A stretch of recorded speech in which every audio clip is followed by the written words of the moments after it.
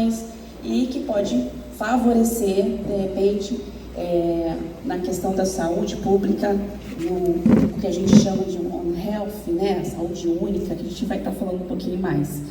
E agradecer também, ficar muito honrada por estar aqui na mesa com, né, esses profissionais que eu admiro muito, né, o professor Malheiros foi o meu professor na época da graduação, lá um tempão atrás, né, professor, antigamente tinha até disciplina de citologia, né, e sempre admirei o professor e hoje em dia posso dizer com orgulho que ele é um colaborador, um parceiro importante aqui, né, nas pesquisas, nas atividades, nas ações voltadas para essa temática.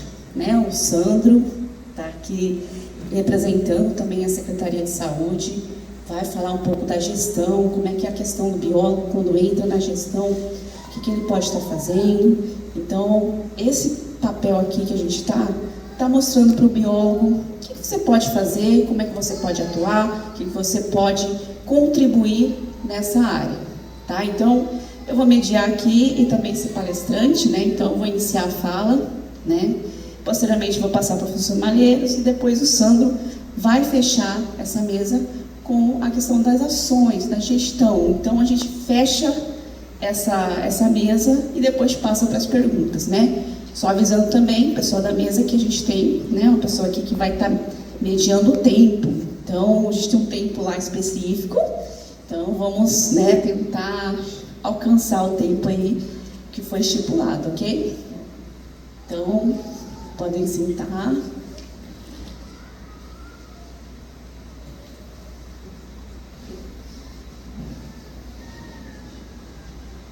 Certinho, ok? Bom, só para falar um pouquinho dessa vasta diversidade de ações, né, de atribuições que um biólogo pode exercer dentro dessa área da saúde, né? Então, desde aconselhamento genético, análise citogenética, análises clínicas, né, reprodução humana e, entre outros casos, né, tem a resolução 582 de 2020 que habilita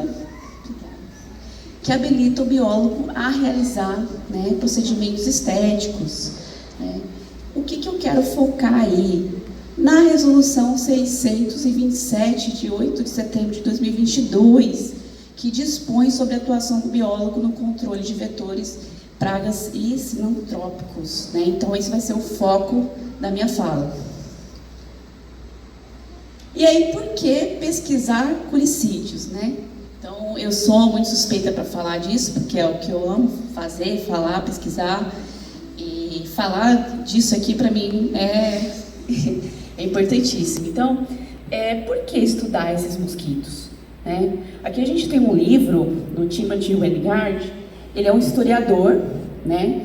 E olha o título desse livro: O Mosquito, a incrível história do maior predador da humanidade. Né? Será que é um terrorismo aí para o mosquito? Bom, até conversando com uma aluna no passado, ela falou: professora, eu estudo anfíbios. Os anfíbios acabam predando seus mosquitinhos, isso lá no laboratório, né? E aí eu pensei assim, caramba, né? Ainda se tem uma visão de que o mosquito só serve para ser presa, né, de algum animal lá no ambiente. Mas qual a importância desse animal, né, no ambiente, desse animal para a humanidade? Então, nós temos aqui um estudo que mostrou que dentro do número de mortes de humanos causados por animais, qual é, né, a porcentagem maior, qual é o predador que está no topo aí da cadeia, digamos assim, né? Quando a gente pensa em predador, a gente pensa em tubarão, a gente pensa em que um leão. Só que aí muitas pessoas não imaginam que um predador pode ser um mosquito. Por quê? Aí você vem me falar, professora, mas ele não mata a pessoa. O problema é o patógeno que está dentro dele, é o vírus que está dentro dele, é o protozoário que ele está transmitindo. Pois é, mas se um tubarão mata com uma mordida, um mosquito mata com o quê? Uma picada, né? Levou uma picada de mosquito contaminado, o que pode acontecer? Adquirir dengue, zika, chikungunya, né? Que pode se complicar e causar, de repente, né, um quadro mais severo e causar a morte, né? Então, cerca de aproximadamente 1 milhão, 1 milhão de pessoas por ano morrem devido à picada deste mosquito. Então, por que estudar? Por causa dessa relação, por causa da presença, né, de patógenos dentro desse mosquito, que foi ocasionado devido a um processo evolutivo. E hoje em dia a gente sabe, né, que um mosquito pode causar diversos patógenos, né, diversas doenças. Então a gente tem dengue, zika, né, chikungunya, febre amarela, vírus da encefalite japonesa, tem maiaro, tem o West Nile, que são outros vírus que a gente não conhece muito, né? Além também de protozoários, que é a malária, né? O causador da malária é um mosquito também, que é o mosquito anófeles. E aí, eu coloquei bem assim: não basta coletar mosquitos, é preciso saber o que, onde, quando, por que coletar. Né? O biólogo é que vai destrinchar esse caminho para alcançar um resultado e contribuir nas ações de saúde. Né? Aqui tem uma foto lindíssima de um pessoal que ganhou um prêmio lá da Fiocruz, né? De um laboratório de mosquitos transmissores de hematozoários, e, né, que for meu aluno que estiver trabalhando com identificação, já sabe que é um macho, né, pela característica da antena, mas o gênero desse mosquito se chama Urotenia, né? Vocês conhecem? Não, geralmente você não ouve falar desse gênero de mosquito. E vocês sabem se ele transmite alguma doença? Né? A gente ainda não sabe, né? É um mosquito silvestre, está num ambiente de mata. Então, o que a gente precisa?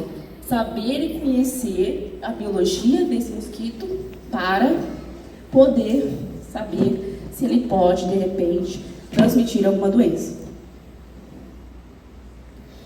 E aqui eu vou dar um exemplo de como você conhecer aspectos da biologia, aspectos das espécies de mosquitos para o serviço, para a saúde. Aqui a gente tem duas espécies distintas, a Aedes aegypti e Culex, tá? O Aedes aegypti todo mundo já conhece, o Culex, todo mundo já viu um Culex. O Culex é aquele mosquito que vai te incomodar à noite, né? Geralmente 10, 11 horas, meia-noite, ele está ali zumbindo no teu ouvido, né? Não é o Aedes aegypti. E quando eu falo em hábito, o hábito dele é noturno, enquanto o Aedes aegypti é diurno, tá? O que isso tem a ver, professora? Né? Além das outras características, né? O Culex prefere depósitos de água suja, né? Isso vai se mudando, alterando conforme a adaptação também desses mosquitos, né? Porque a gente sabe que o Aedes aegypti também é encontrado em locais, né, de água suja, mas que a tendência ainda é que sejam encontrados nesse ambiente, tá? Por que eu falei isso? Porque é importante você saber a diferença desses comportamentos desses mosquitos, né? Na época do Zika, na entrada do Zika no Brasil, você teve uma dispersão muito rápida, né? E nessa época eu estava fazendo doutorado, estava fazendo com outra coisa, Lobakia.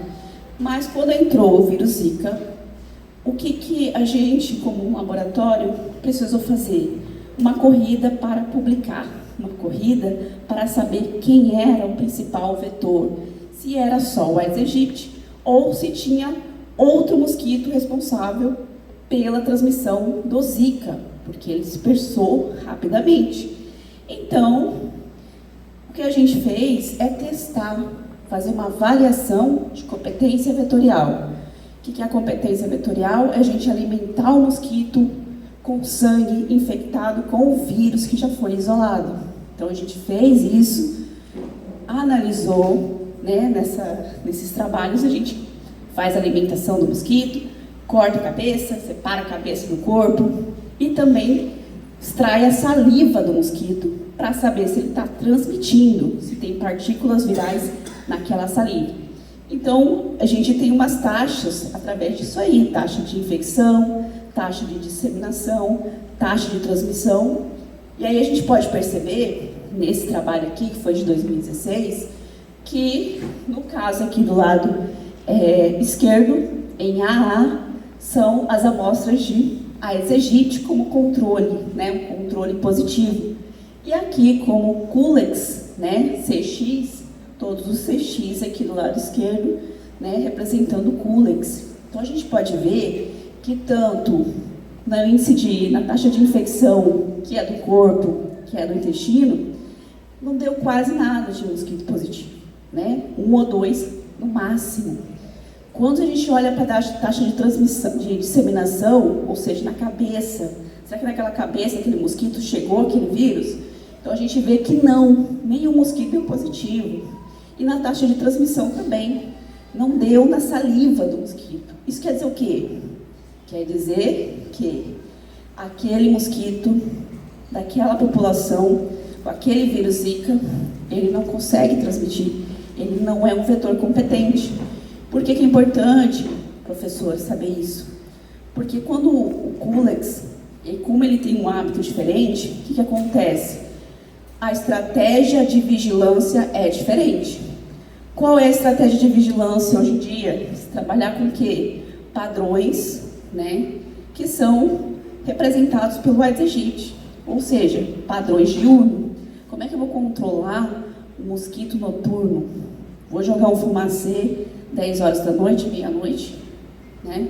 Então, isso causaria tanto um gasto em recursos para isso, quanto também, né, na verdade, num susto aí para a população, porque além do Aedes aegypti tem um outro mosquito transmitindo. Então, não deu certo, Culex não é um bom transmissor, beleza, continuamos com o Aedes aegypti e seguimos nossa estratégia de vigilância, né, reconhecida pelo Ministério. Então, o que a gente tem de desafios e oportunidades a partir de alguns fatores importantes, como, por exemplo, as mudanças climáticas. Então, a gente sabe que quanto mais quente, mais rápido o metabolismo do mosquito. Ou seja, mais rápido ele vai se desenvolver e vai, possivelmente, disseminar alguma doença, né? Quanto mais chuva também, mais se tem o quê? Criadouros que podem, né, formar ali um ambiente propício para a disseminação do vetor. Então, falando dessas oportunidades, cada vez mais a gente vê que a área do biólogo, para essas questões, ela vai, né, abrangindo outras vertentes que vai aparecendo no ambiente. Será que o fogo de 2020 no Pantanal alterou a população de mosquitos? E essa alteração na população de mosquitos pode ocasionar um transbordamento de alguma doença? Não sabemos, né? Por isso que a gente precisa de estudos, pesquisas voltadas para isso, né? E também de biólogos que atuem nessa área.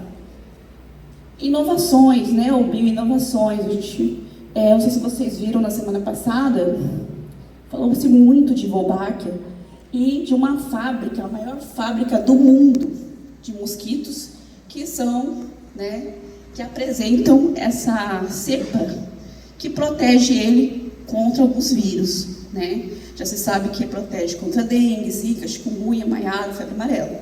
E aí, lá em Curitiba, se fez uma fábrica gigantesca desses mosquitos e que está ali distribuindo mosquito por vários estados. E quem trabalha, quem atua basicamente nessas questões e nesses ambientes aí, geralmente é o biólogo. Ah, professora, isso vai mudar, vai alterar o ambiente, vai funcionar? Pode funcionar, já está funcionando. Então, o que se sabe é, onde tem Wolbachia, tem uma redução de casos de arbovirose, né? Vai chegar aqui essa fábrica, porque existem as pequenas fábricas. Não sei como é que está essa questão com relação ao Ministério da Saúde, mas pode ser que chegue aqui. E aí, quem vai atuar nessas ações frente a essa produção, né, fabricação desses mosquitos com Wolbach, né, possivelmente, com certeza, o biólogo.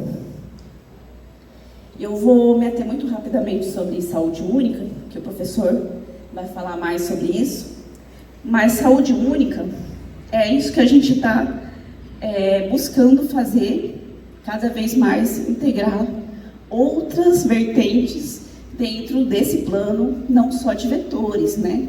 Então, pensar na saúde humana, na saúde animal e também na saúde ambiental. Como é que a gente está fazendo isso? Buscando fazer isso? Com algumas pesquisas, né? Então, aqui eu estou mostrando só alguns trabalhos que nós estamos realizando, né? Esse aqui foi uma coleta realizada tanto na aldeia Bororo quanto na aldeia Guató, né? Aqui tem um chapeuzinho aqui, o Luan, que ele é o mestrando lá no laboratório, né? Que mais embaixo tem a Vilma, que ela é da Secretaria de Saúde, né? Aqui tem um videozinho, rapidinho esse no meio, se puder rapidinho passar, por favor. Não tem. Acho que tem um áudio. Então, quando a gente faz essas coletas, aí vem um monte de mosquito, né? Principalmente aí na aldeia Guató, que era do lado, que é ao lado do rio, né? Quando a gente faz esse trabalho, a gente também faz um levantamento da percepção, do conhecimento dos moradores. Então, Luan conversando ali com os moradores da comunidade. E o trabalho do campo é pesado? É pesado, tá? Mas o que é mais pesado ainda é você chegar no laboratório com cerca de 10 mil mosquitos e ter que analisar, identificar todos eles num tempo aí, né? Que não é fácil. Mas a gente está andando com isso, né? Com essas amostras. Então, o pessoal aqui, a Anne, a Isabelle, junto com o Luan, fazendo identificação, né? A Anne e a Isabelle são alunas de iniciação científica. E aqui algumas espécies que a gente encontrou: Mansônia, Anófeles, né? Transmissor da malária. Deixa eu ver o que mais a gente faz no campo. Quando a gente fala de campo, a gente pensa em mato, né? Mas a gente vai para o campo também na cidade, né? Então aqui a gente está em Cáceres, em alguns bairros, fazendo um estudo também de coleta de ovos de mosquitos, né? Avaliação dessa distribuição dessas espécies. E o Pedro está aqui, Pedro animado. Eu gosto de ir para o campo, vai, anda, Jardim Imperial é com ele mesmo, né? Então, aqui está o pessoal, a Bertinha, a Kéris, o Luiz, né? Todo mundo aí ajudando, não só o bolsista do projeto. Então, a gente procura sempre buscar ajudar um ao outro laboratório, né? Luan é bom de selfie, né? Você vê, sempre tem a selfie do Luan, né? Então, aqui está a Thalita, aqui a Ana. Então, todo mundo aí no sol quente, trabalhando, fazendo as suas coletas, indo de casa em casa, buscando, né, contribuir com essas ações que eu falei para vocês, né? E não é só campo, é laboratório também. Então, laboratório, aqui Letícia, Ana, fabricando aí as gaiolinhas, né? Então, tem que fabricar também, cuidando das larvas, dos mosquitos que já foram coletados. Então, é todo um trabalho em parceria com o pessoal do laboratório, né? E também não é só ir para campo e ficar no laboratório, né? A gente precisa falar e a gente precisa levar essas ações, levar essas informações também e trocar informações com a comunidade, né? Nas escolas. Então, o pessoal do projeto Desbravando o Mundo dos Parasitas tem várias temáticas e entre uma das temáticas está os arboviroses e os mosquitos, né? Então, que é um pessoal que faz exposição tanto do Semabio, faz exposição também no Pré-FIP. Quando tem ações nas escolas, elas estão lá também, falando das arboviroses, falando dos mosquitos. Aqui, recentemente, a Thalita, que é bolsista do projeto, foi lá para o Serex, lá em Dourados, e aí já apresentou um trabalho sobre isso. Então, é muito bacana você estar observando todas as ações que podem ser realizadas, né? E cada um contribuindo na sua área, né? E basicamente é isso, pessoal.